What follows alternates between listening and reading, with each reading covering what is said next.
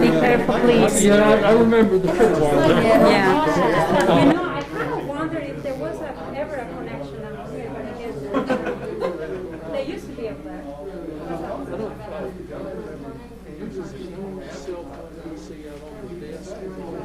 Yeah, but if it's really close to the hand, we did buy those with mine.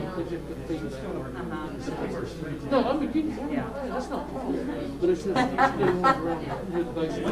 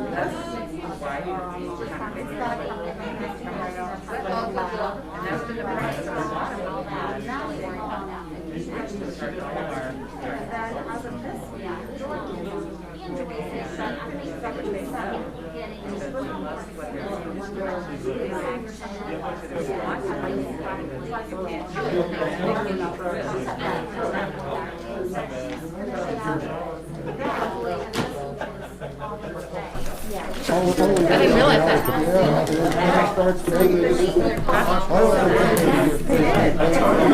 Interesting.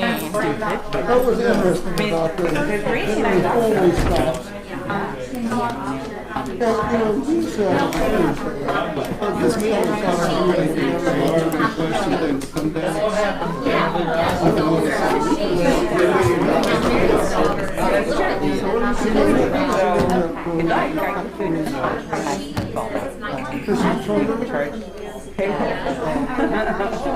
That's my response. So I can I know what you're talking about.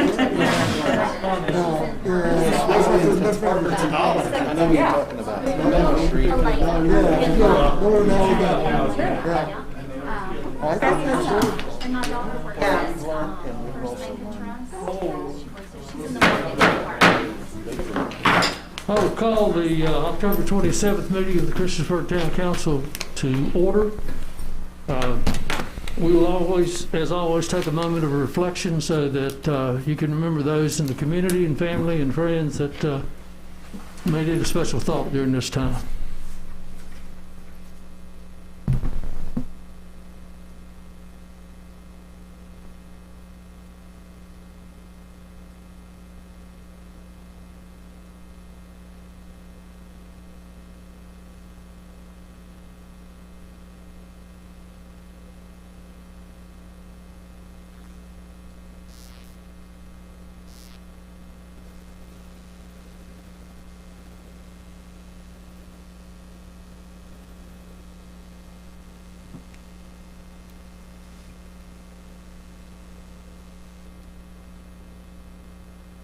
Thank you. If you will now rise for the Pledge of Allegiance, I'm going to ask Vice Mayor Marissa Sachs to lead.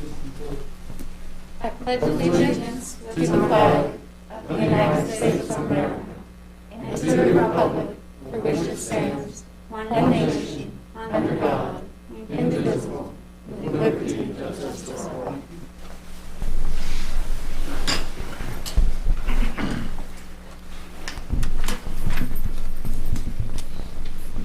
Are there any adjustments to the agenda? I have a couple. I would like to separate item B from the consent agenda. I would like to discuss some items under the bills. And then the second one, I want to talk about Code of Ethics violation from against Mrs. Sachs. I'm sorry, I don't think that, unless this is something that has come up in the last 2 days, I don't think we need to do that. We would probably add that as an agenda item at a future meeting. Okay, sounds good. Is that all right? But the first one, would you? Sure. Okay, thank you. Do I have, is that the form of a motion? Yes, I'll second that. Been a motion and a second. Madam Clerk? Yes, sir. Councilman Bishop? Aye. Councilwoman Hicks? aye. Councilman Hubbard? Aye. Councilwoman Sacks? Councilman Showalter? Aye. Councilman Stipes? Aye. That is 6-0. Thank you very much. We had 2 public hearings scheduled for tonight, but I believe they have to be rescheduled because Planning Commission is needing a little bit more information. Is that correct, Randy? So the 2 public hearings tonight are postponed, That's correct. and we don't have a date for those yet, do we? No, we do not. It's Okay. pending their review and action. All right. Under the consent agenda, items A for the monthly minutes, the meeting minutes, contract approval for Time Technologies, scheduled public hearing for December the 8th for rezoning request RWW 36 for property owned by Mary Maxey Jewel Trust. Scheduled public hearing December the 8th for proposed ordinance amend Chapter 42 zoning of the Christiansburg Town Code for the purpose of clarifying the allowance of structural projections such as roof, eaves, gutters, architectural features, and porches and decks into minimum required yards. I'll make a motion to approve the consent agenda items A, C, D, and E. Do I have a second? Hi. Can I make a comment, or No, it's not? What? no, I need a second before we can comment on Okay, I'll second that. it. Okay. Any comments? About the, I know the signs, we have talked about them and everything. I just have one quick question. Weren't the one for town hall, wasn't that, and then the one for the fire department, weren't they part of the previous budget? Like, for us to talk about that budget this year? No, it was not in the budget. The aquatic center was, that's why we couldn't Right. use federal CARES money to But it fund was that. part of the contract that we have been talking to, and that's why up here the other day, we had some of the pictures and everything, and what they were supposed to look like, correct? That was for the federal CARES Act money that we're going to use to do the fire station, town hall, and the rec center. But it was not in this year's budget, sorry. Or at least I don't recall it. Randy? I had brought it up at a prior council meeting, but it's just basically to let you know I was planning on using CARES Act money towards those 3 signs. Right. Okay. And we are okay by using the money, even though it was part of a previous contract, correct? It wasn't previously budgeted. It wasn't budgeted prior to March 1st of 2020. But we had a contract for those signs, correct? No. Okay. Not prior to that, no. All right, sounds good. Thank you, that was it. Okay. Any other questions or comments? Madam Clerk? Yes, sir. Councilman Bishop? Aye. Councilwoman Hicks? Aye. Councilman Hubbard? Aye. Councilwoman Sacks? Aye. Councilman Showalter? Aye. Councilman Stipes? Aye. That is 6-0. Thank you. All right. Item B in the monthly bill list. Ms. Hicks, you had questions? Yes, I see a $7,000 bill over here for Roanoke Regional Chamber of Commerce. And I guess my question is, why are we paying for this since we got our own town Chamber of Commerce? Well, that's a very good question. That's the support for the Small Business Development Corp. It's run out of the Roanoke Chamber. So explain that to me again. It's the Small Business Development Corp., which assists small businesses with getting started and writing business plans and that kind of thing. And it's run out of the Roanoke Chamber of Commerce, hence why the check went to them. But it is for the Small Business Development Corp. It basically goes to fund Cheryl Tucker's position. That's the position that council agreed to fund, I think, about 2 years ago. And basically their staff for the Newer Valley out of that Roanoke office. So And we, It's the Small Business Development Center. It's just basically housed at their chamber. But she meets with businesses here, either here, rec center, whatever, but she comes here, I believe, to meet with businesses that are asking for her That's correct. services. Okay. What was her name again? Cheryl Tucker?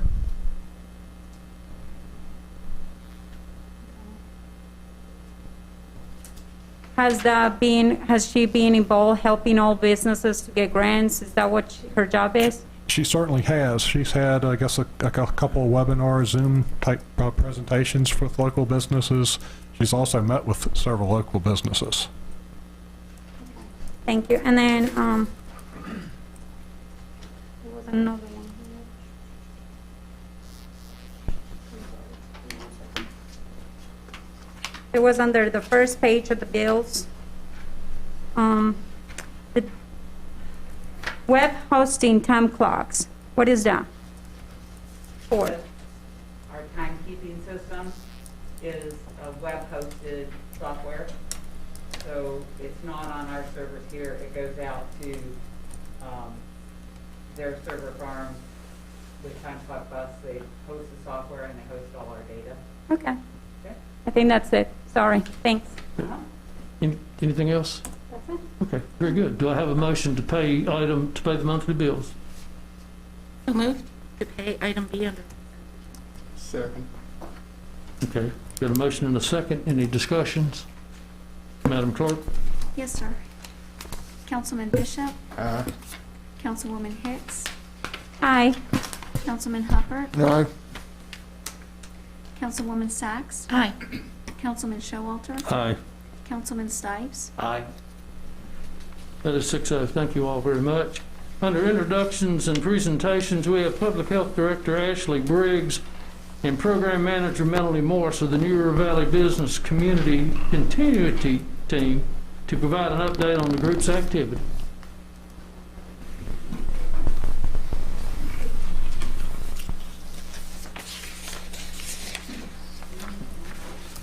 If we stand kind of close to you. Good evening, thank you for having us here. My name is Melanie Morris and this is Ashley Briggs, and so just a little bit of an introduction about us. So I am originally from the New River Valley, I'm from Giles County, grew up there. I currently live in Salem, and I've been in public health now for I don't know how many years. But my background is substance abuse, youth substance abuse coalition direction. And so I came here because it was a great opportunity to, be within the new realm of public health and to, help this program get going. So I'll let Ashley give you a little bit of information. Sure. So I'm Ashley Briggs. I'm sure a few of you know me. I also have a master's in public health. My concentration in that program was in infectious disease, which then led me to working at the Virginia Department of Health for some time. And I'm now stepping into this role to help small businesses and kind of direct them through this COVID-19 environment. So just a little bit of an overview about what we're going to talk about this evening, and this is really quick, so you're not even going to have time to take a nap.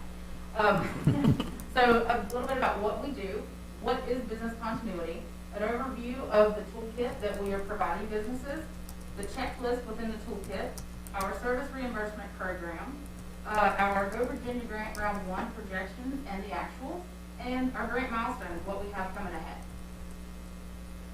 So a little bit about what our team does. We were really set up to assist businesses and local government impacted by COVID-19. We're doing that through a number of ways. We're daily talking with people that call in or call the health department and are referred to us to answer questions about infection prevention and control, how COVID-19 is impacting their business, if they have employees test positive, if someone interacts with their business who has tested positive. We're aiding them with business continuity plan development, really geared towards that infection prevention piece.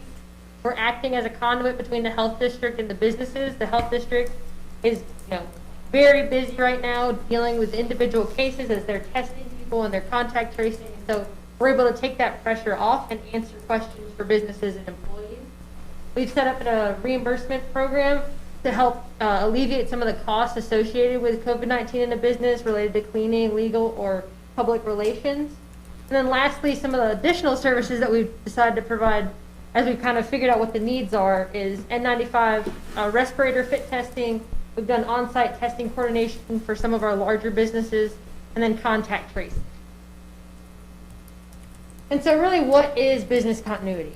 And it really comes down to businesses are susceptible if they're not prepared for an infectious individual. And just thinking of things like a vendor maybe having supply chain issues due to COVID-19, customers being fearful of interacting with a business or hearing through the rumor mill that maybe a business isn't safe to go to.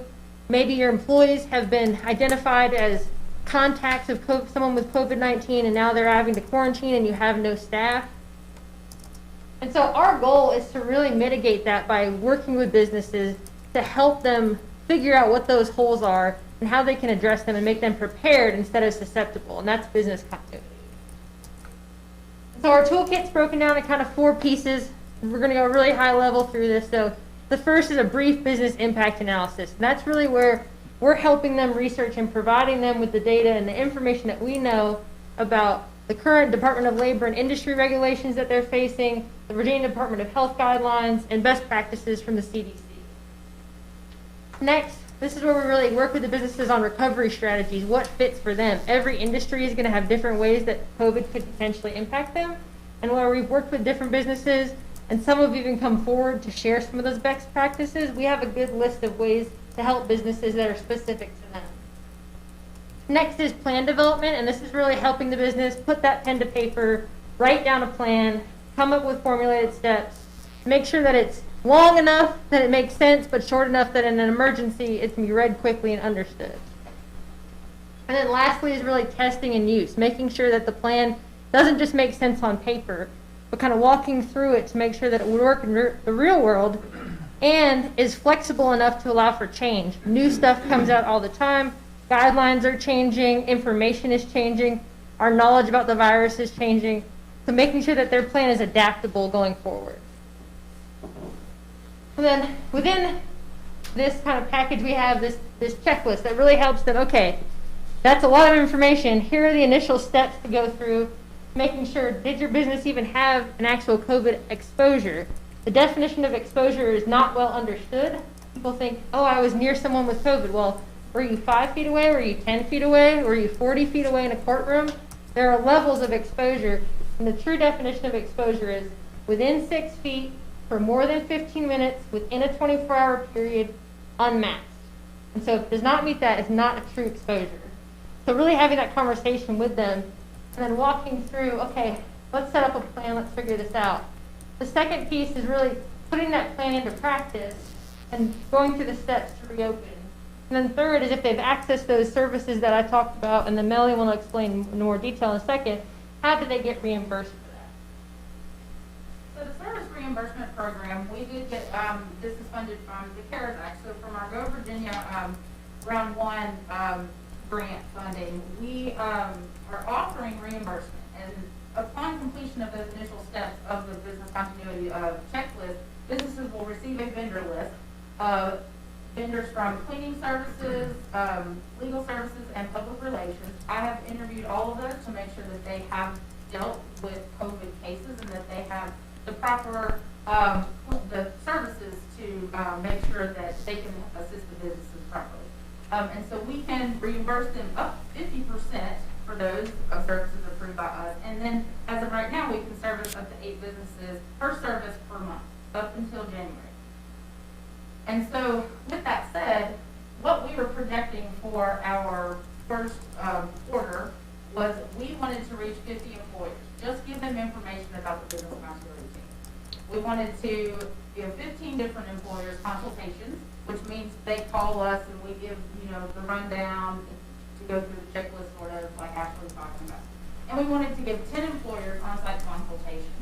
And then 6 of those we wanted to give the reimbursement for the services. What we've actually done, and we actually started in mid-August. So from July to September, we were hired in late July. We started in late August. And so over hundreds of employers in the River Valley have received information about us. And up until the end of December, 18 employers received consultations from us. We did had 1 employer that received an on-site N95 fit testing consultation.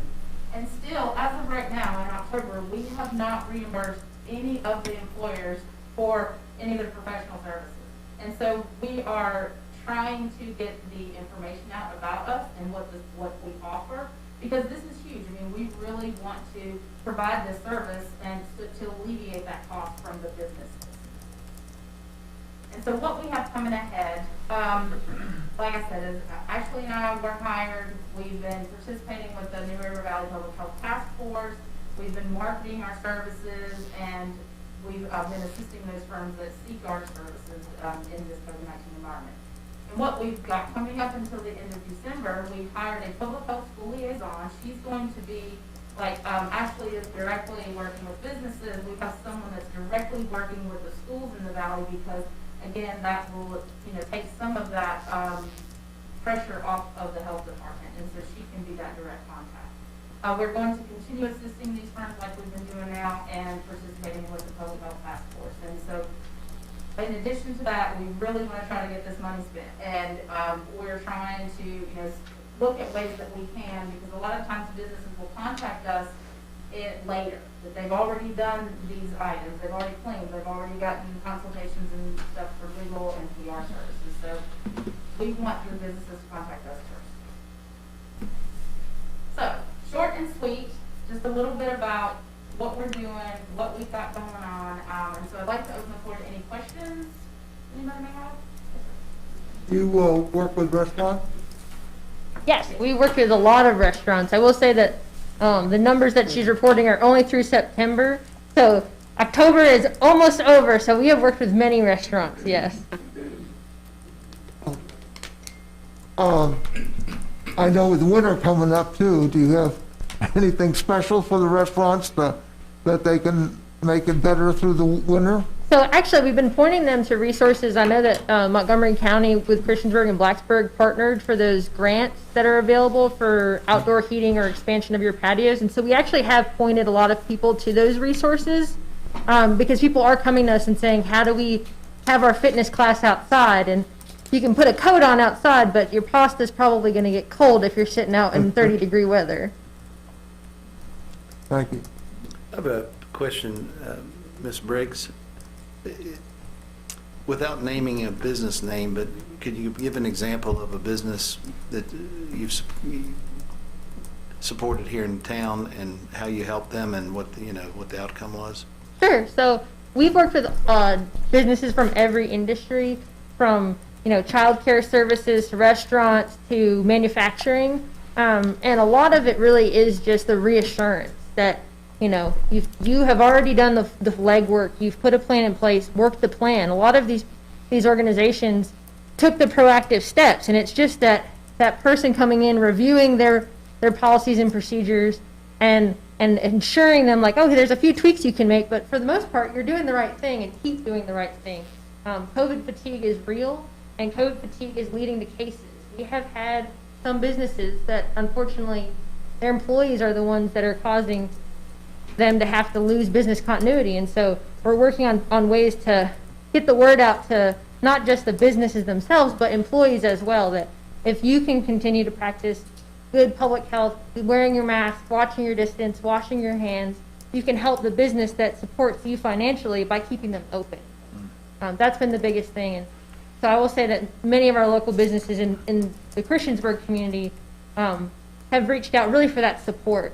They have a positive case or 2 or 3 or 5, and they just want to know, what can I do better?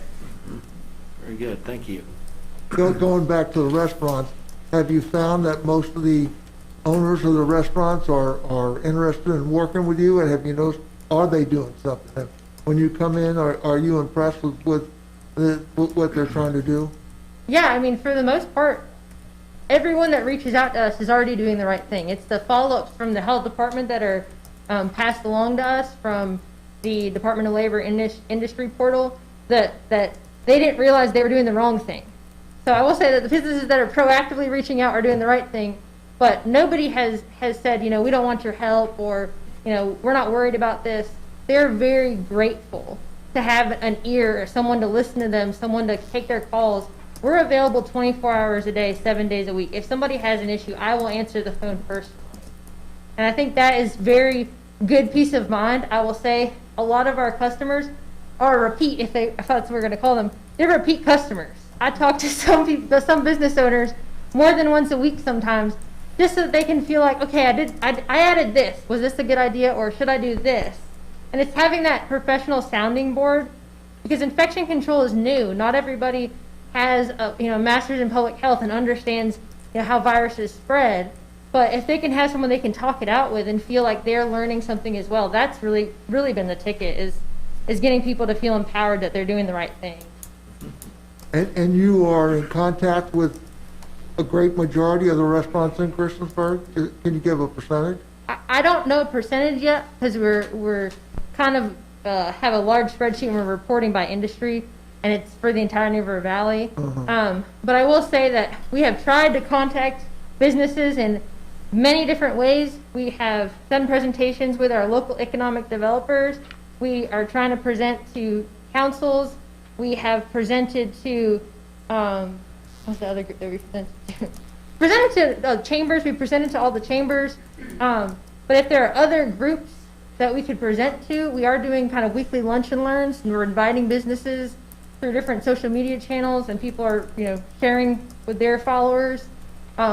We are trying to get the word out, because I think there may be pockets that we haven't reached yet.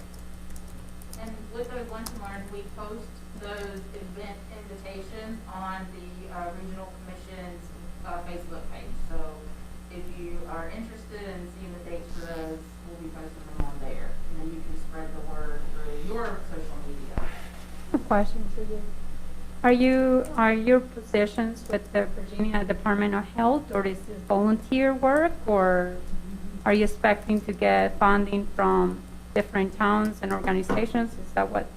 So we work for the Regional Commission, which is a government affiliated organization, and they are funded percentagely from the localities, and then a percentage is project funded from different grants and things. And so our grant that funds our program is the Go Virginia Round 1 right now. That's the money that we're working out of current. So in reality, it's the New River Valley Regional Commission that employs you, is that correct? Correct, yes. Oh, okay, so, Yeah. thank you. Anything else? Thank you, ladies. We appreciate it. Thank you for your time. Next up, we have Jason Dowdy, the Montgomery County Tourism Development Council, to address council. Jason? And Lisa Blinkley is here. No, you're not? Okay. Thank you, Mayor, members of Town Council, staff. Appreciate you giving me this time to come and speak tonight. Excuse me. My name is Jason Dowdy. I'm part owner of Milestone Development, a local company that owns several properties at Exit 118C. Tonight, I'll be addressing you as the chairman of the Montgomery County Tourism Development Advisory Council. The Advisory Council is made up of members composed from Christiansburg and Blacksburg Town Councils and the County Board of Supervisors, along with some local businesses.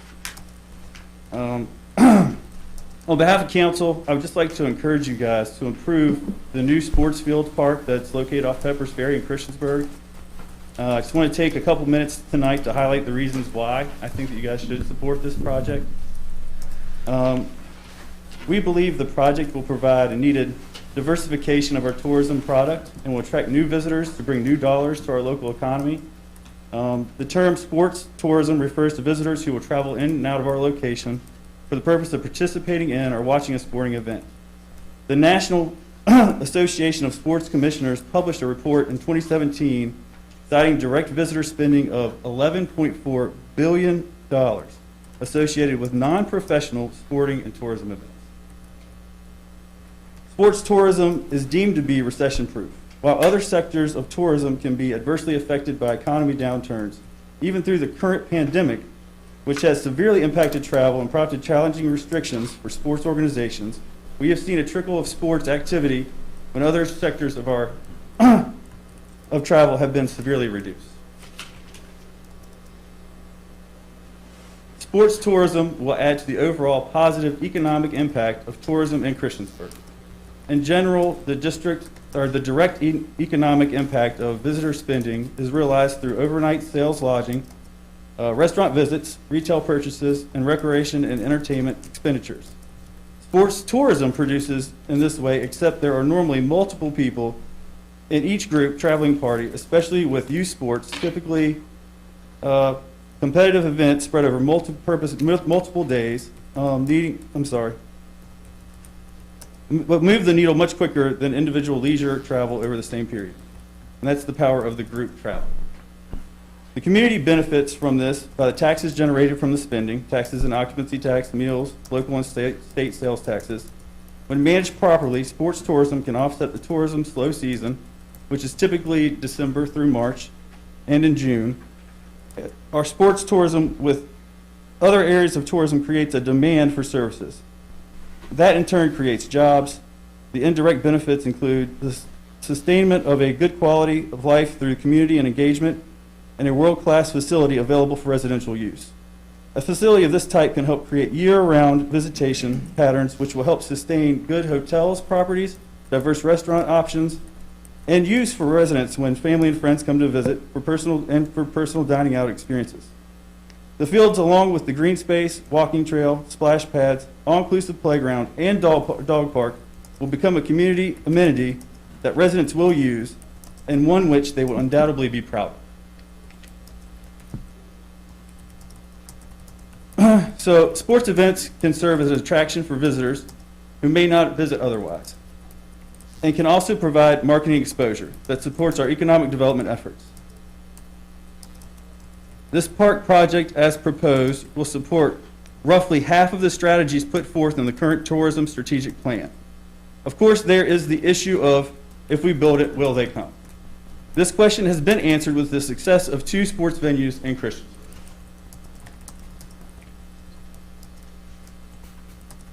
So this park will enhance the value proposition for the sports events owners interested in Christiansburg. As a sports host destination, the park, as proposed, with 4 lighted rectangular multi-purpose fields, will complement the existing inventory of successful sports facilities, including the Harkrader Sports Complex and Christiansburg Aquatic Center. This addition will also strengthen the positioning of Christiansburg as a sports competition destination. Sporting competitions such as soccer, football, rugby, and lacrosse could be added to the growing demand for competition space as baseball, softball, swimming, and diving have. Existing sports competitions such as wrestling, volleyball, and basketball hosted at town facilities, and local organizations and private facilities such as Krimper's Climbing Gym, the NRV Super Bowl, and Virginia Techniques add to the overall appeal of traveling to Christiansburg to compete. Non-traditional sports competitions such as robotics, esports continue to build in popularity around the country and contribute to sports in our area. Building this park with multi-purpose fields and all the amenities can help make Christiansburg the only place to play. So Christiansburg's infrastructure, including new hotels, restaurants, and attractions, compiled with the convenient location and access of Interstate 81, top-notch competition facilities managed by professional staff, and positioned between 2 state universities with a beautiful mountain drop, is a formula that can produce for business and residents of Christiansburg. Please consider the investment in this as an investment in Christiansburg. It is one that will produce multiple benefits from years to come. Thank you to Mayor, Council for your time. I appreciate it. Comment? Any questions? Yeah. Mr. Dowdy, you Yes. didn't give your address when you got in the podium, Well, I actually have 3 hotels. So, but you don't live in Christiansburg, correct? 2650, I do not reside. Okay. And where are your businesses located? Because you're with Marriott. Is that With correct? Marriott, Hilton, and Yes. IHG. Okay. We are looking for sponsors. I hope that you get to talk to Randy and see if we can get some money from you guys. Also, are you aware that if we have to raise the lodging taxes, I hope we don't hear no complaints, right? From Hilton and Marriott and everybody else? They aren't concerned with our local lodging tax. Okay. Also, a lot of information is not out there about the park. We don't have the full amount to pay for this, and during a coronavirus, this is none of your concern. It's something that we have to think about also, but there is over $900,000 that we will have to support, and it will be an increase annually to our general funds from the town, which is expected. That doesn't include, obviously, we may have some income from the marketplace and other places like yourselves, but at the moment, we are actually dealing with a pandemic as well. So I thank you for your letter. I thank you for your time. Thank you. Thank you, Jason. I would like to thank you for your presentation. I thought it made a lot of sense. And I thought your comment about making Christiansburg a place to play and having this park here, all of us will be gone 50 years from now, but this park will still be here, helping the quality of life here in Christiansburg, and helping recreation in that part of the town. And I think what you said makes a lot of sense. Thank you for coming. Thank you. If anybody has any questions or comments, you have my personal information. Please reach out to me on a personal level. I'd love to talk to you. Yeah, and Jason, I just want to say thank you for coming just to talk to us from the council, and I appreciate your company's investment in our town. Thank you, sir. I appreciate that. Very good. Thank you. Next, we have a representative from Parks and Recreation Advisory Commission to provide a letter of support for the regional park.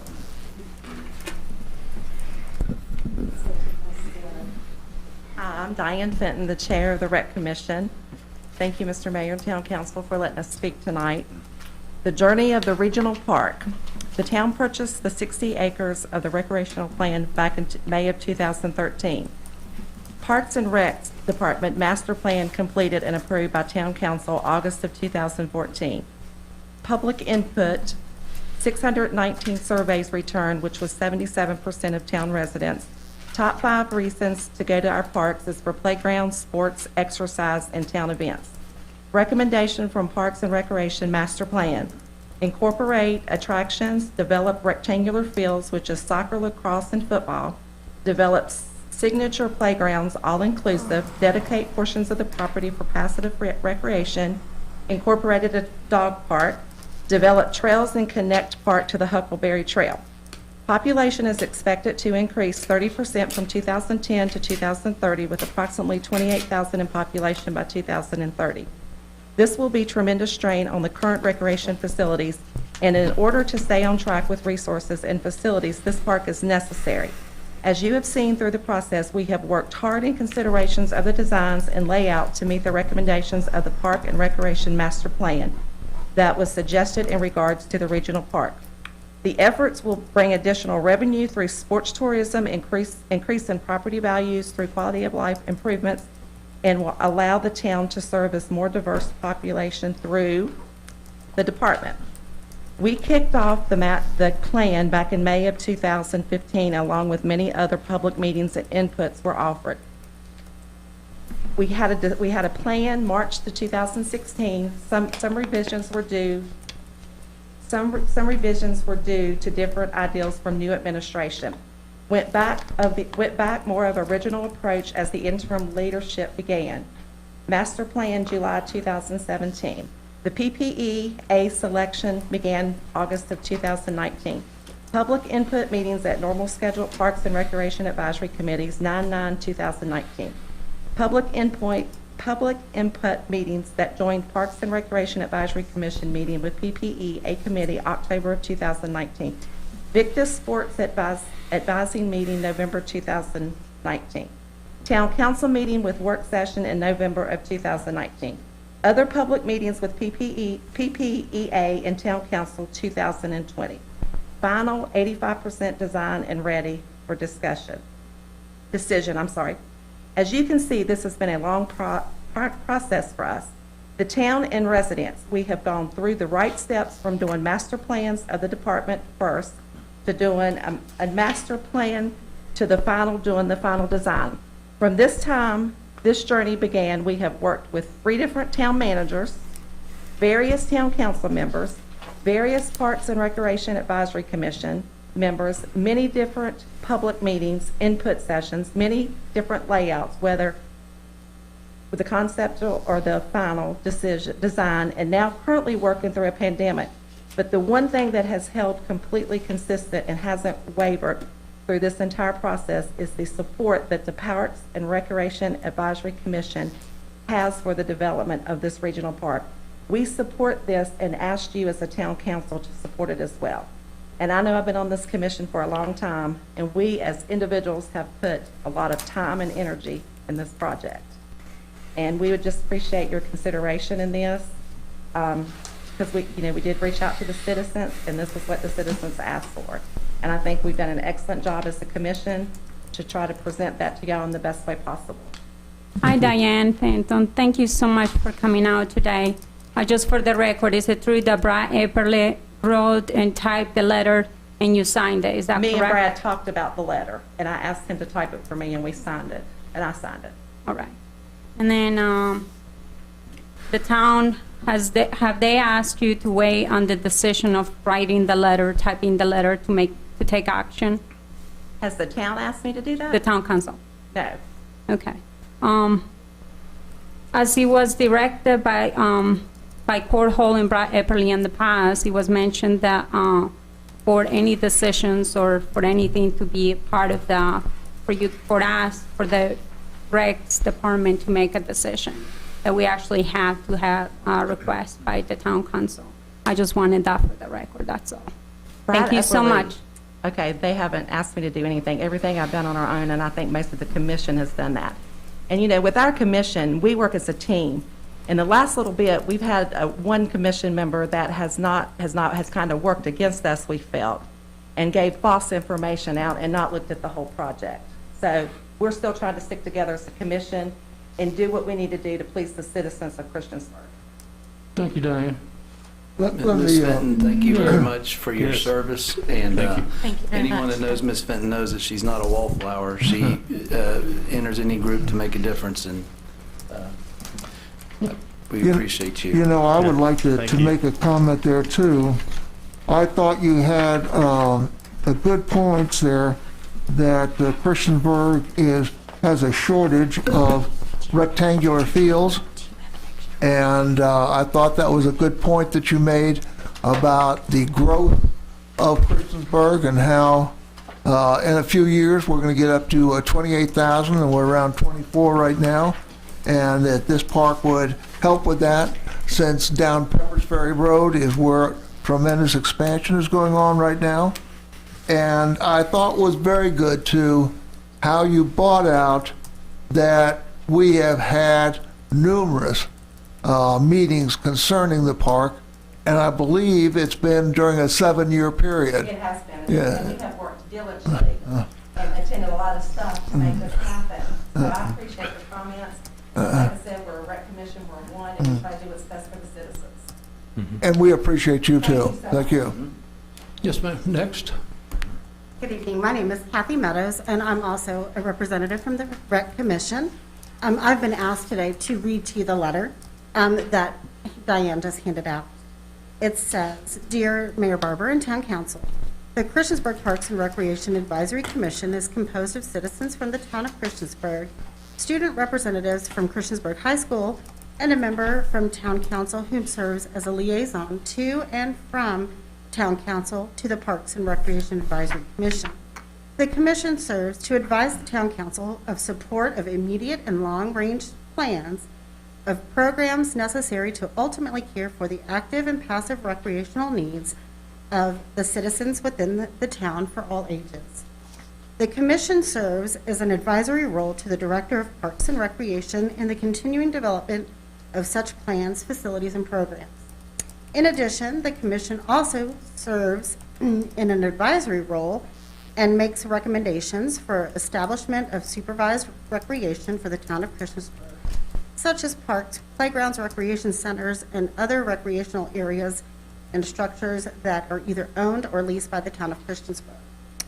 During our October 5th, 2020 meeting, the commission voted and agreed by majority vote to adopt this letter in support for the proposed park located off of Peppers Ferry Road. Based on many discussions, public input, master plan of the department, and the master plan of the proposed park, we believe that the park will increase a variety of recreational opportunities that will reach individuals of all ages and abilities.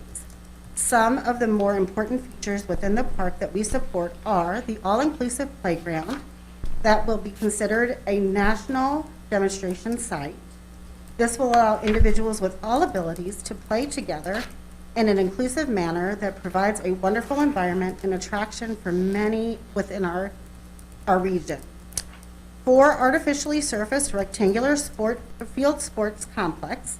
This amenity will provide town with rectangular fields that are lacking heavily here in the town of Christiansburg. Our residents and visitors will be able to play many sports on these fields, such as soccer, lacrosse, football, rugby, and many others. In addition to our recreational needs being met, it will also provide a state-of-the-art facility that could draw many tournament-based events that will bring many teams from out of the area to Christiansburg. This will help our hotels, restaurants, and local businesses, along with allowing our local teams to diminish the need to travel to outside locations. The dog park, picnic shelters, high-top pavilion with over 2 miles of trails and many acres to open green space for passive recreational needs. These amenities will provide an area for individuals and families to come and enjoy the outdoors in a passive setting. During this time of COVID-19, our outdoor recreation has proven to help with physical and mental well-being for many of our community, state, and country. We will greatly appreciate your support in this monumental decision. Sincerely, Diane Fenton, Chairperson, Christiansburg Parks and Rec Advisory Commission. Thank you, Ms. Meadows. Yep. Thank you. Sure. Thank you.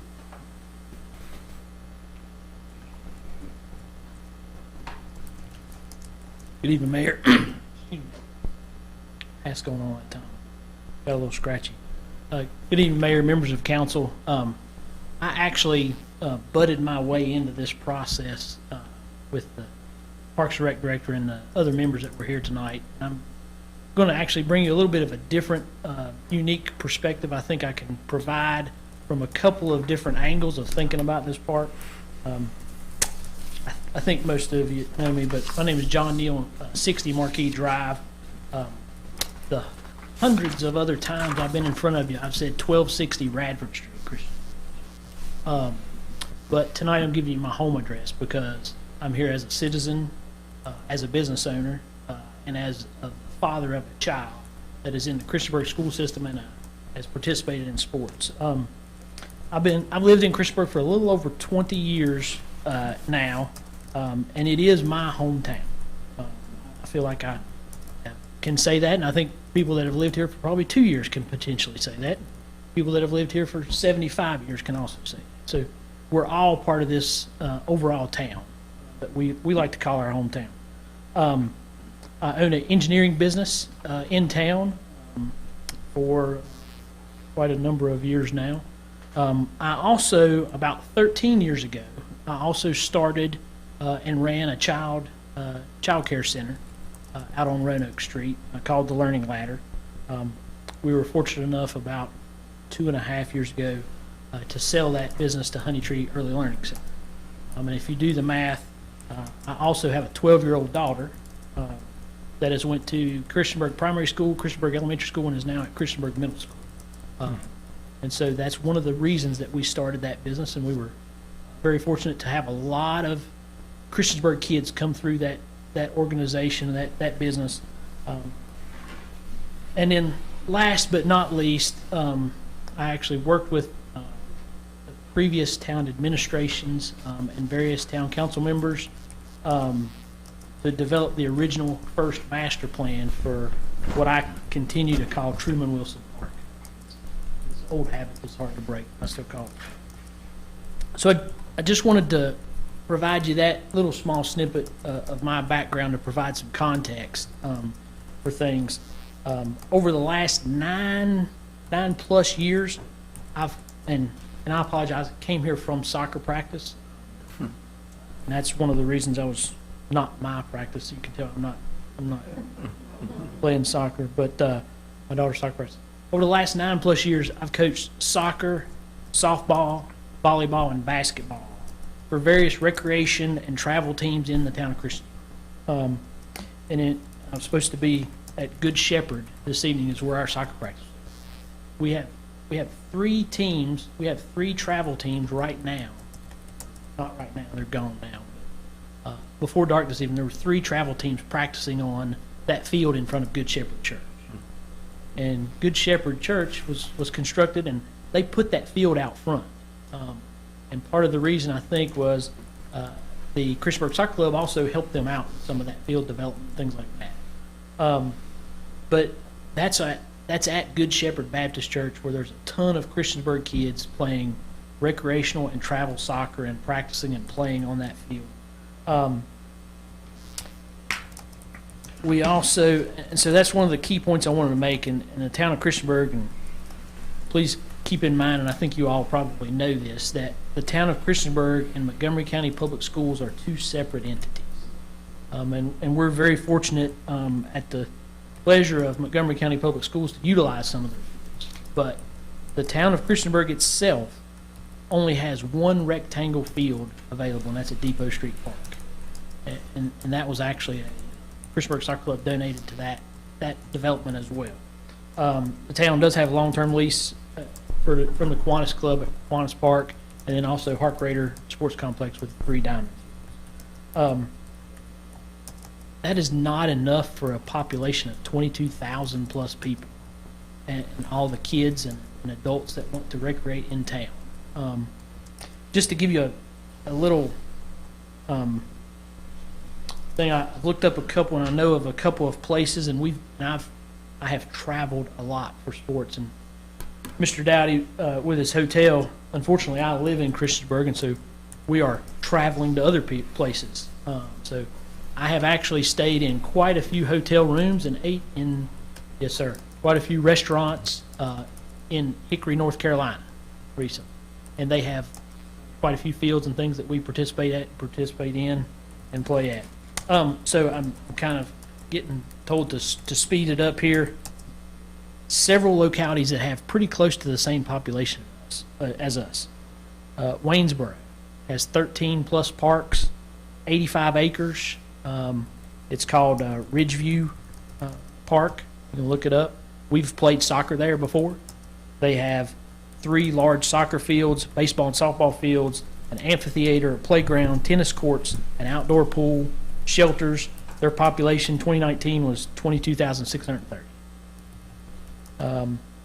The city of Fairfax, which you would think is pretty different from us in Northern Virginia, you'd think that, but their population is 24,000 people in the city of Fairfax.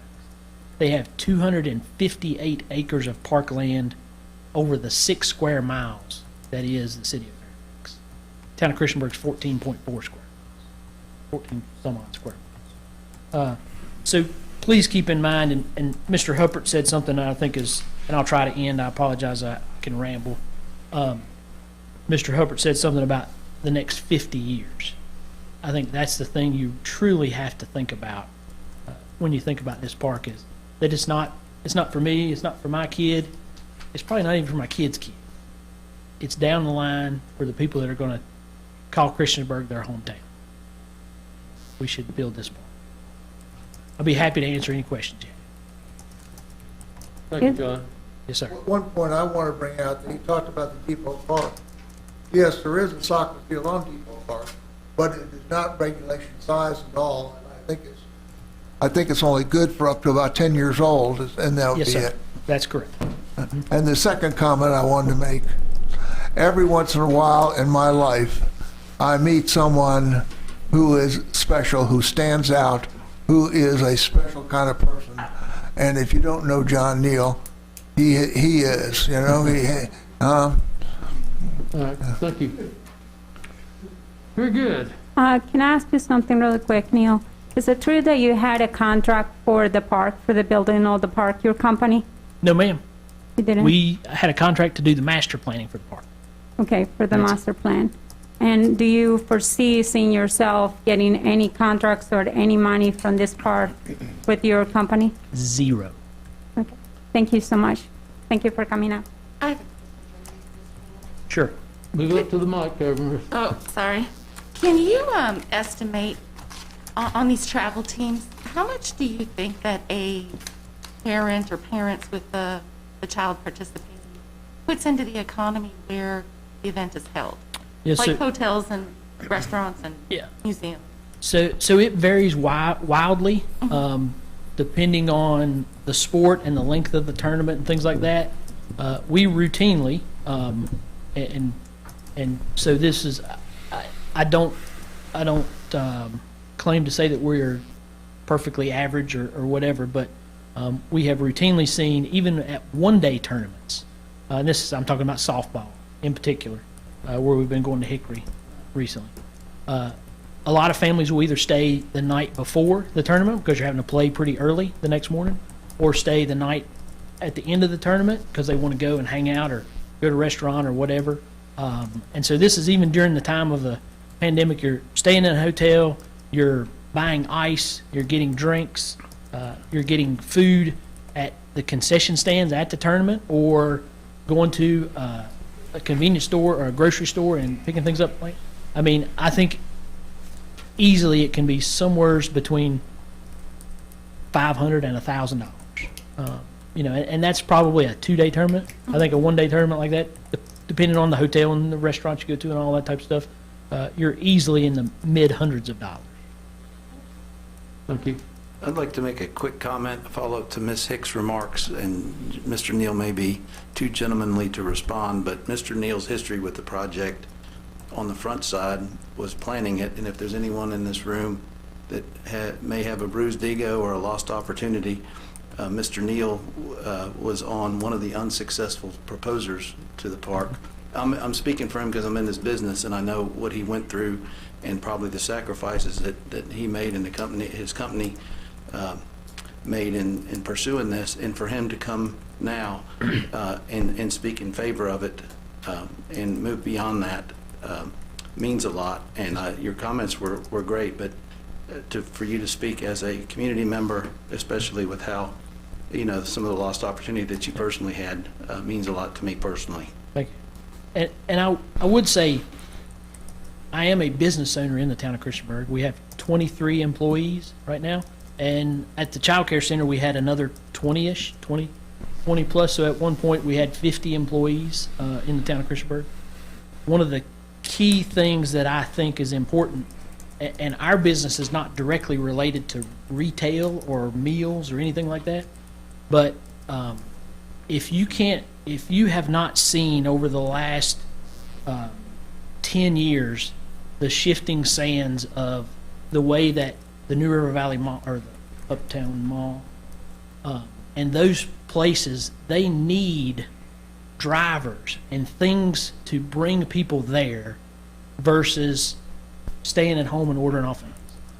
And so I saw this park and other ideas and other things to think about.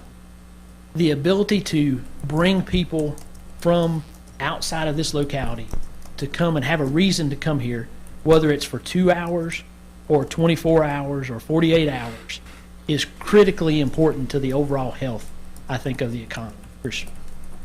Thank you, John. Yes, sir. Next, we have our citizens' comments portion. Citizens are free to come and bring issues or comments before council. Is there anyone here that would like to participate in citizens' comments? Hearing no one, I will close the citizens' comments portion. Committee reports. Mr. Stotts and Mr. Bishop, Street Committee report and recommendations. I'll do my best to be concise. On your agenda, you see 4 items.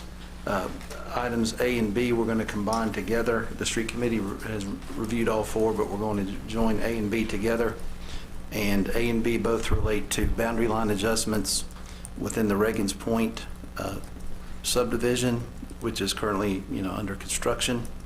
And both items A and B relate to an error by the developer in actually locating the houses on the approved lots. And what the Street Committee reviewed is the developer realized a mistake when they started to work down the street and found out that some of the lot lines needed to be adjusted between the homes that are out there. And the lot lines, of course, many of these homes are sold already, but some, and I don't know what the percentage is, but some of these are sold and some of them are not.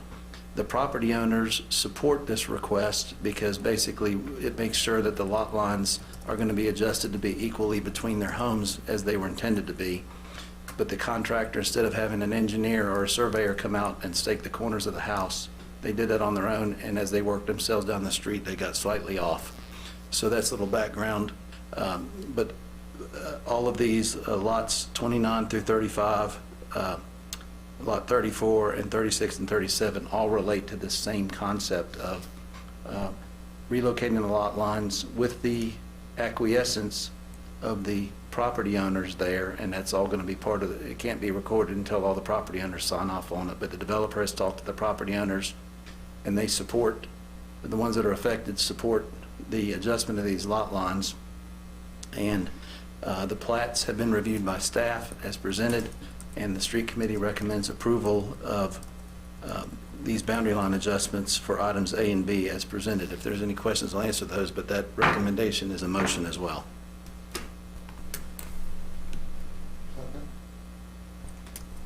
Good motion, second. Are we going to do the whole thing? Well, if he's made a motion, I'll second it. For those two, A and B? Those two, yes, move on. Yeah, A and B together, yeah, sorry, yeah, together. Okay. Any comments or questions? Those houses are turning out to be really nice. I guess I'll only have one question. Is the town maintaining those roads already? We are, right? Or not yet, not until completion? Is that correct? What was the The question? roads and Glade Drive? Who is maintaining, well, who will be maintaining those roads? We will, The right? town will take them over. My only concern is that there is some leads where the stormwater thing is, like maybe they're too high up, and I think that will be probably in our part. I don't know, but just a concern because I saw somebody going the other day, I was showing houses. Is that But- this one? Or is this the Yeah, one this we is- postponed? No, this is this one. This is the one by the 81, so, Okay. really nice houses, so. If you can look into that, that'd be great. It is possible, like manhole lids might be higher than the street level before final paving. A lot of times they'll pave, but then they'll come back and put a top coat on. So there will be a top coating on it. Just- Okay, perfect. Thank you. Sure. Any other comments or questions? Madam Clerk? Yes, sir. Councilman Bishop, Councilwoman Hicks, Aye. Councilman Hubbard, Aye. Councilwoman Sacks. Aye. Councilman Showalter, Aye. Councilman Stipes. Aye. That is 6-0. Thank you. Next. The item C is in the same development, and it's the same situation. I guess we probably could have lumped that together with A and B. It's just on a different street. It's further back in the development, but as you can see, the lot line in between those two homes needs, or the request is to adjust it so that it's equally between them. And it, again, it's due to an error in actually staking the corners of the house for construction. And so the street committee has also reviewed this and recommends approval of this lot line adjustment. Now, Andrew, is this one owned by the developer, or are these both occupied now? It's currently owned by the developer. Okay, so that doesn't require the property owner's acquiescence or endorsement, but it's the same situation. And so that recommendation from the street committee is also a motion. Second. Motion and a second. Any questions? Yes, with the line adjustments, so I didn't understand really well. Who is making, I know they're asking for the request of the adjustment, but who is actually doing the paperwork? I imagine Daniel, correct? Okay.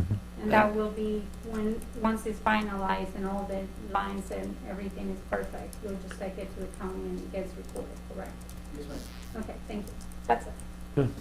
Anything else? Madam Clerk? Yes, sir. Councilman Bishop, Aye. Councilwoman Hicks, Aye. Councilman Hubbard, Aye. Councilwoman Sacks. Aye. Councilman Showalter, Aye. Councilman Stipes. Aye.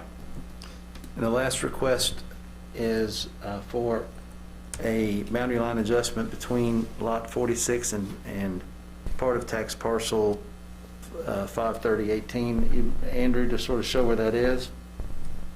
So council recently approved an adjustment to support what we're looking at here, which is basically the developer purchased a few acres from VDOT, and they're moving the open space from this area down here to create these two new lots, 66 and 67.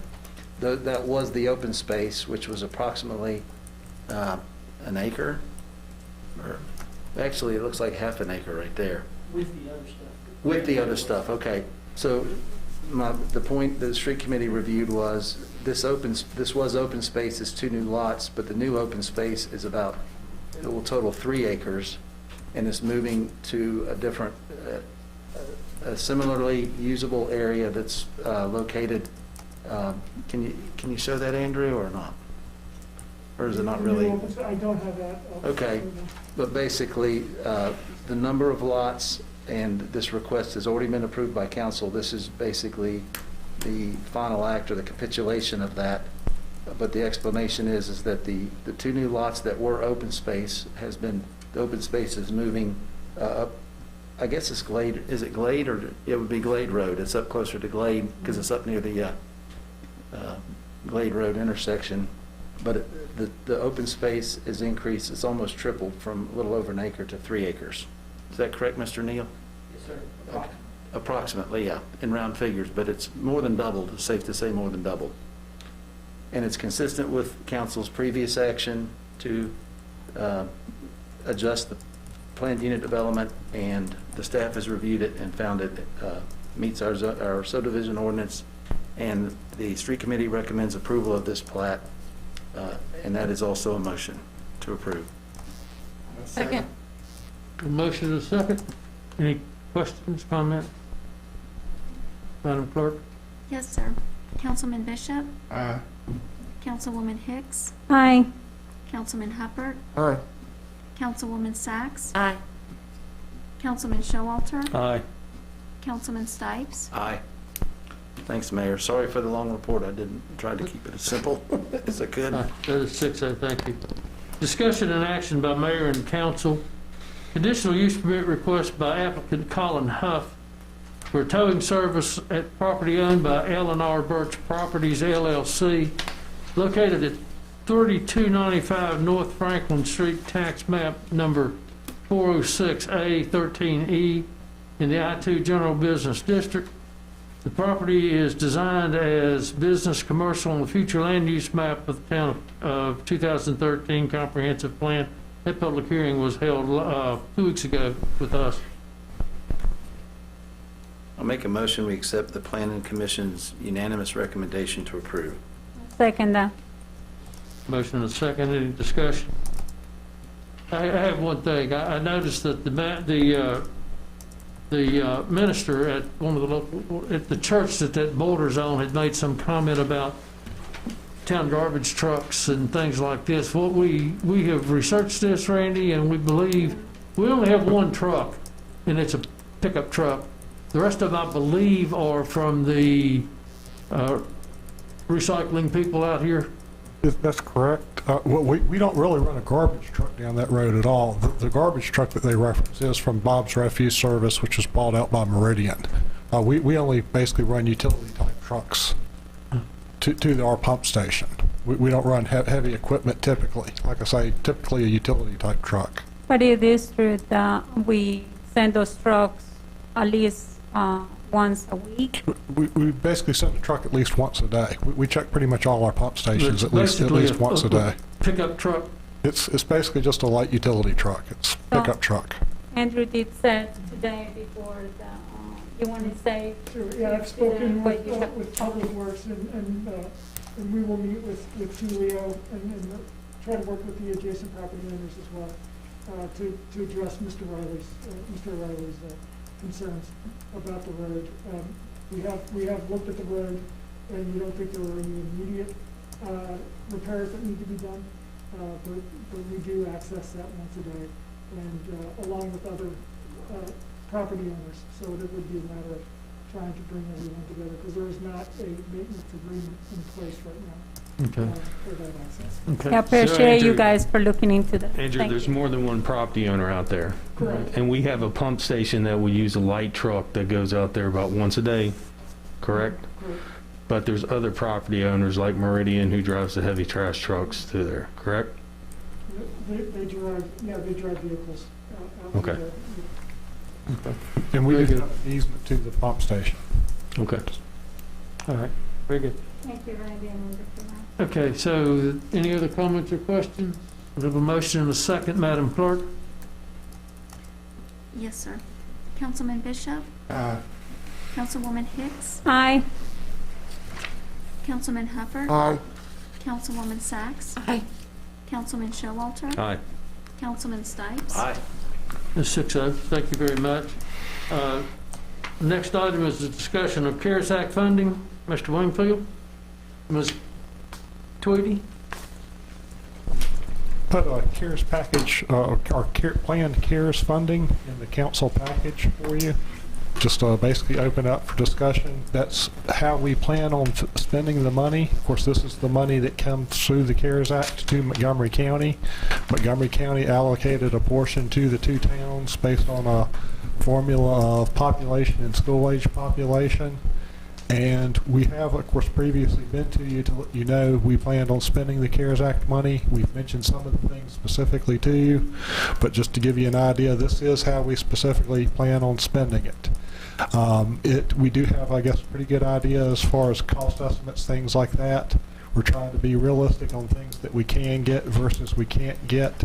I'll give you an example of some of the problems we've run into. The bathroom installation, we found out we can't actually have the bathrooms installed by the end of the year, although we can order them and basically have them set to the side. That's what we plan on doing and plan on installing with general fund money after the year. But if there's anything in there that you object to, if we haven't already spent the money, then please let us know. If there's any type of discussion like to have in regards to the CARES Act money, let us know. We do plan on making this part of the discussion Thursday night at our work session in regards to the budget, but we'd kind of like to get this out of the way a little bit just so we'd kind of have more general budget discussion time Thursday night. Yes, I would like to have the vote for after the discussion on Thursday night, also since there are several objects in there that I would like more clarification on, including the tourism grant, aid tourism recovery, and other items. I guess my concern is, when you talked about the bathrooms, does that mean they will not be built, but then we will be able to have the funds, correct? They would be delivered, but they wouldn't be installed by the deadline. Okay, And so since that is the case, we could pay for the delivery, we couldn't pay for the installation.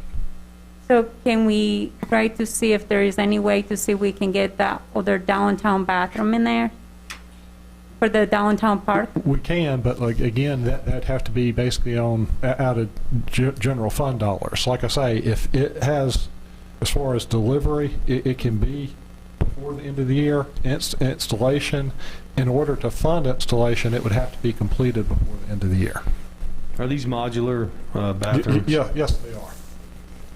So Federal CARES Act money will purchase the modular bathrooms. They'll sit until we go through the budget process next year and approve the money to install them.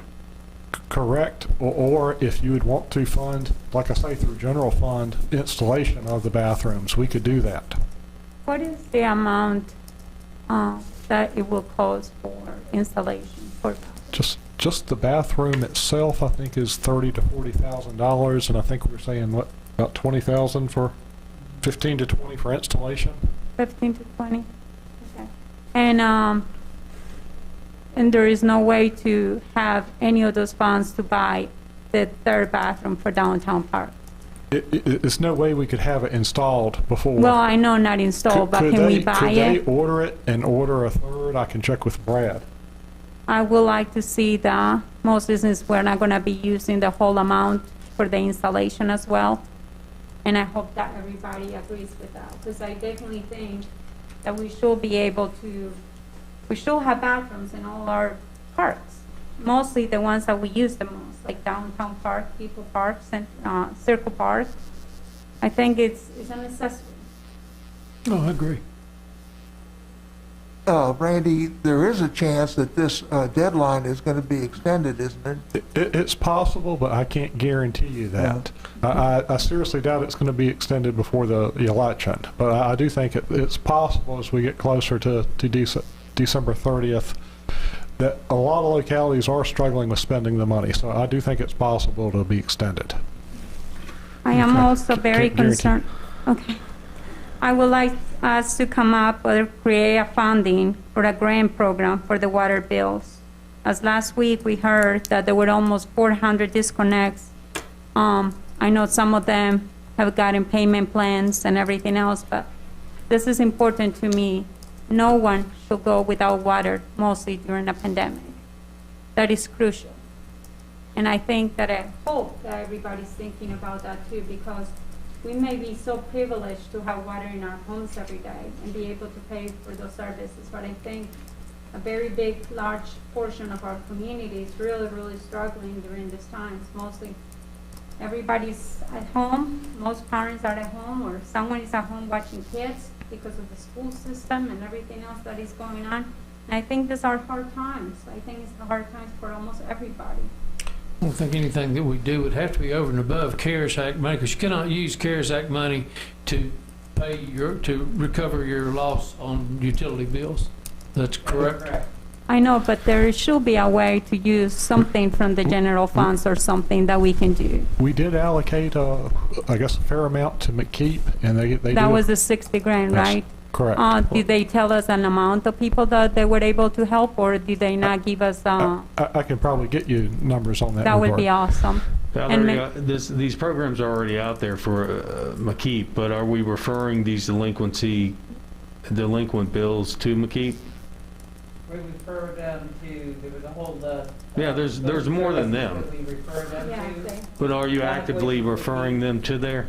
Pardon me? Are you like if there's before a cutoff, you're referring them, actually talking to an individual in the household and telling them you need to call these organizations? When they come in to take care of the bill or to do whatever, we refer them to those organizations to get assistance. So you're actively doing that? Actively.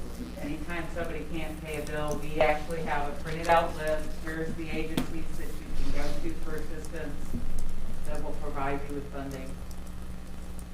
But I think the issue becomes sometimes that each of these agencies will only fund a family so many times, Right. and then they say no.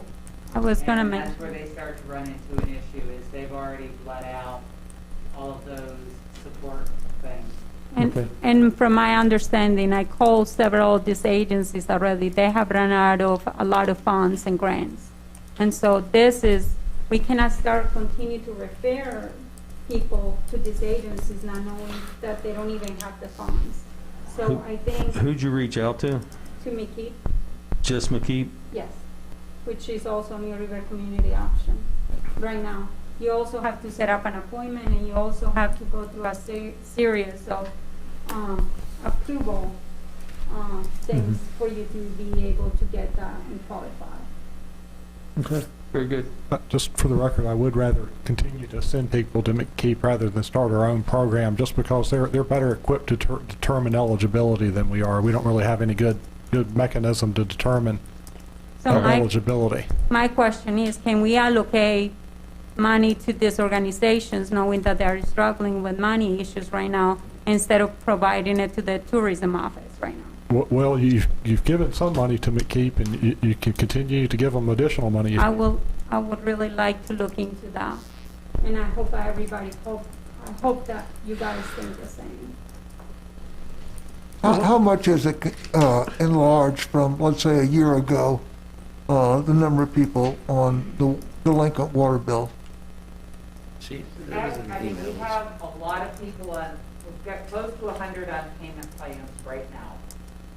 And typically, when bills come due on this cutoff, this was an extremely large one. quite sure why it was so large. We've been averaging about 80 in a cutoff month. And we are, from when we did the initial extensions of 90 days to pay and all of that, we are now all caught up. So this was like a 1 month, and I'm not quite sure what the strangeness was, but I mean, the night before cutoff, we had 425 people on the list. By morning, we had brought it down to 368. And of those, 271 people came in the next day and paid their bills in full. So there was a lot of cases where it was just time got away from them, they forgot to pay the bill, got caught in the cutoff. So that left roughly 100 that needed some help.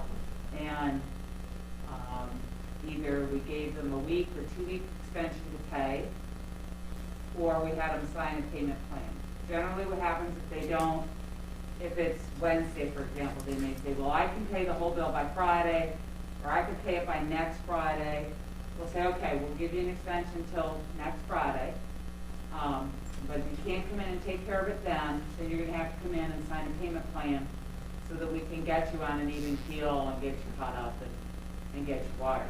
But we always restore their water. The only ones that are remain turned off is the ones that we don't hear anything from. If they don't contact us, and a lot of times, when the cutoff is that large, there's usually 20 to 30 that are vacant homes. People have moved out and not had their water disconnected, and or someone else has moved in and they're getting water for free because it's still in the old customer's name. And they won't come in and put it in their name until we cut the water off. Here it They is. don't have water, now they'll come in and do what they're supposed to do. So all in all, I think the number of people that were having a severe economic hardship was probably in the neighborhood of about 50 to 60, based on the number of extensions and payment plans that we did. There's still some long-term ones out there that have stretched like 6 months because they didn't pay a water bill for 6 months. But, I mean, I think for the most part, we're coping with it. Would it be helpful if somebody was out there handing out money? Absolutely.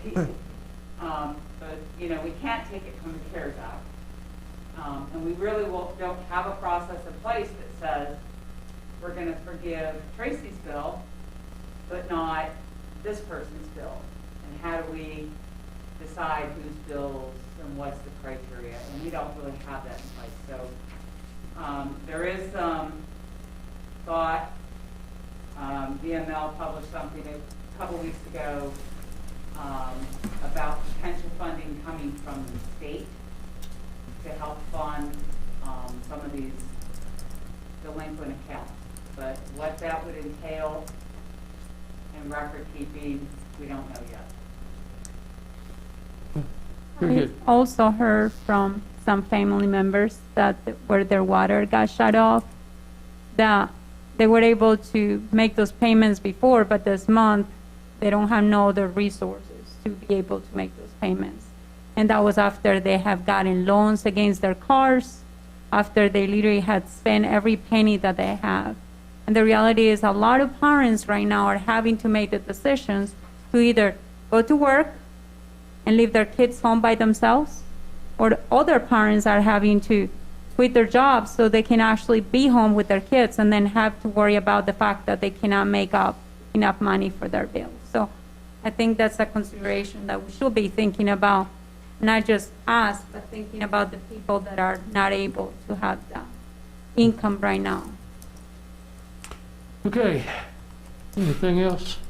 Well, I'd like to say, Valerie, I appreciate, it looks like you are doing an excellent job here, and it doesn't take 10 minutes to do it. And I appreciate the efforts that you're doing, trying to work with these people. I have one more question for you, Valerie. Is it true that you only qualify for one payment plan a year, or is that just a story that they told me? That was kind of before COVID. No, like just recently I heard of, You could only get one extension or one payment plan a year. But since COVID and council's request that we work with all customers, we do our best to work with everybody. And it's rare that we would say no, but that's generally going to be in the event that they've had rewritten their payment plan 3 or 4 times, and they've not honored any of it. They've never made a single payment. It's kind of pointless at that point. I have gotten, another payment plan. yeah, I have gotten to a couple houses too and bringing water containers to some of the families that couldn't come that night but came back the next day. They did say that the staff were really nice here and they treated them nice. So, so thank you for working with a lot of them, because I know it was, cannot imagine having almost that amount in one day to show up at your door. So thank you. Any other comments on CARES? Of course, we'll go further into that Thursday night, I believe. That's correct. I did kind of want to get a general idea. If there was something you see majorly you want us to throw the brakes on, let us know, but otherwise we can have more general discussions Thursday night.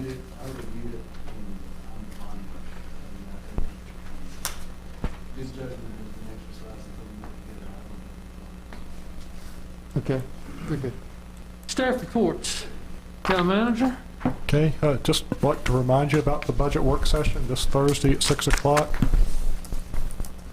Also, let you know, Val's going to be handing out a copy of the budget amendment for Thursday night, so you can go ahead and have a look at it. Don't really plan for discussion tonight, but that way you can have it in advance and look it over. Maybe be a little more prepared for Thursday night. Also, I want to bring up the November 24th and December 22nd council meetings. Those are the 4th Tuesdays those months. The November 24th meeting would be the same week as Thanksgiving, and the December 22nd meeting would be the same week as Christmas. Would you care to, we don't currently have public hearings scheduled for those nights. Would you care to cancel those meetings? It's basically council's pleasure as to whether you'd want to meet those weeks. What weeks are those again? I'm sorry. It'd be the November 24th meeting and December 22nd. They're both the weeks of Thanksgiving and Christmas. I know a lot of people travel.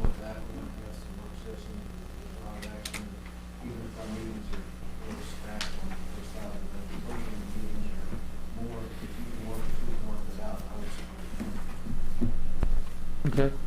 I agree with that. That's direction I'll go. Just mentioned last night that the county did approve 3% COLA for their employees, and they actually made it retroactive to July 1st. And 3%, and that was 3% COLA.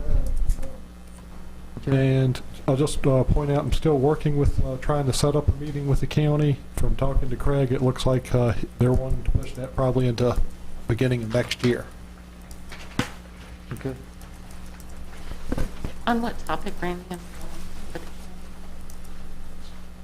What was the purpose? You said meet with the county? I didn't. Yes, we had, I guess, several topics. So you won't just talk about schools, the park. I think there's just kind of several kind of general common topics, boundary adjustments. I think. Anything else? That's all I have. Mr. Broughton? Nothing to report. Any other staff to report? Hearing none, we'll go to council reports. Mr. Stipe? I have nothing, thanks, Mayor. Mr. Showalter? Nothing, thank you. Mr. Huppert? Well, I was just going to say something concerning trick or treating. I think everybody knows that Parks and Recreation is going to have a drive-through trick or treating on Halloween night, Saturday night from 5 to 7. And, they're hoping that this will be a good alternative to go on house to house. And everybody is invited to this. And I think they've even invited me, so you can show they've invited everybody, okay? So that's 5 to 7, a Saturday night on a drive-through at the rec center. Thank you. Mr. Bishop, Sam? Yeah, there will be a central business committee meeting tomorrow at noon. This will be a virtual meeting. Okay. Ms. Sachs? No report. Ms. Hicks? Well, I am really excited about the Saturday night. I think it's going to be really, really cool. I was really excited to hear that Brad Epperly took on that and ran with the idea. And it's been really nice. I was able to help with packing some of the bags the other day, and that was awesome. The kids are going to be really excited with the things that are going to be in the little bags, so that's really cool. And then I also wanted to tell thank you to Jerry Cameline and everybody else that came out to volunteer for the cleaning out of the home and the homes that we're going to be cleaning out. It was absolutely wonderful to spend time with this man that day. And it was hot. It was a beautiful day on Friday, and it was really, really nice. Even WDBJ said it showed up, and it was just really nice to be able to provide the services to the community. Yeah, Jerry said he got his money's worth out of you that day, working hard. I always work hard. Very good. I work really hard. Any other comment? Any other business to come before council? Yeah, since we have received several letters, I sent this email to Randy and Andrew, and I did not get a reply, so I would really like for this for Thursday. Since we have received several letters of support for the proposed park, including individuals with corporate letterhead titles, where we with the corporate sponsorships or any sponsorship. Are these individuals proposing or any other individuals offering either one-time or recurring payments for building and maintenance for the proposed park? And how much money have companies and other entities proposed to donate for the town of Christiansburg at this time to that park if it was to be built right now? Thank you. We've not actively gone into a fundraising process yet. We have to make sure we build it before we start asking for funding. But I can assure you, we will do the same thing along the same lines as we did when we built the aquatic center. It would be nice to have that ahead of time, just like Mr. Showalter had asked back in March. Mm-hmm. Well, we'll know in a couple of weeks whether we're going to need to have that fundraising or not. Anything else to come before